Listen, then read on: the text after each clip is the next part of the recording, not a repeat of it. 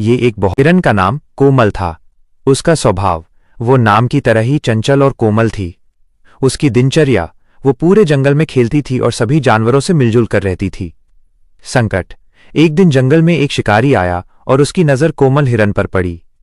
भागना, शिकारी उसके पीछे शिकार करने के लिए भागा, लेकिन कोमल ने जैसे तैसे अपनी जान बचाई और एक सुरक्षित जगह पर पहुंच गई। कोमल हांफते हुए एक घनी झाड़ी के अंदर छिप गई, जो एक बड़े बरगद के पेड़ की जड़ों के पास थी।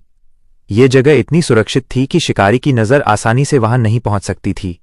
शिकारी बहुत देर तक कोमल को ढूंढता रहा। उसने गुस्से में आसपास की झाड़ियों को टटोला, लेकिन कोमल को वहां नहीं पाया।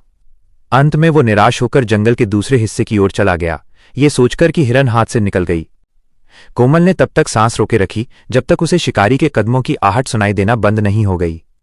जब उसे पूरी तरह यकीन हो गया कि खतरा टल गया है, तो वो धीरे से झाड़ी से बाहर निकली। डर और थकान से उसका शरीर कांप रहा था। वह अब उस जगह से बहुत दूर थी जहां वो पहले अपने दोस्तों के साथ खेलती थी। उसी समय उसने पास के पेड़ पर एक गहरी आवाज सुनी। ये बुद्धिमान उल्लू आउल था, जिसका नाम ज्ञानी था। ज्ञानी ने अपनी बड़ी बड़ी आंखों से कोमल को देखा और धीरे से पूछा, क्या हुआ कोमल, तुम इतनी डरी हुई क्यों हो?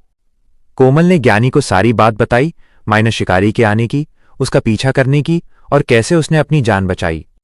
ज्ञानी उल्लू ने अपनी गर्दन हिलाई और कहा, कोमल, अब तुम सुरक्षित हो, लेकिन तुम्हें वापस अपने झुंड के पास जाना चाहिए।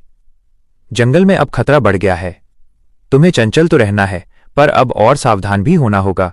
कोमल ने ज्ञानी उल्लू को धन्यवाद कहा और अपने घर की दिशा में दौड़ना शुरू कर दिया, लेकिन इस बार उसके मन में पहले जैसी मस्ती नहीं, बल्कि सावधानी और डर का भाव था।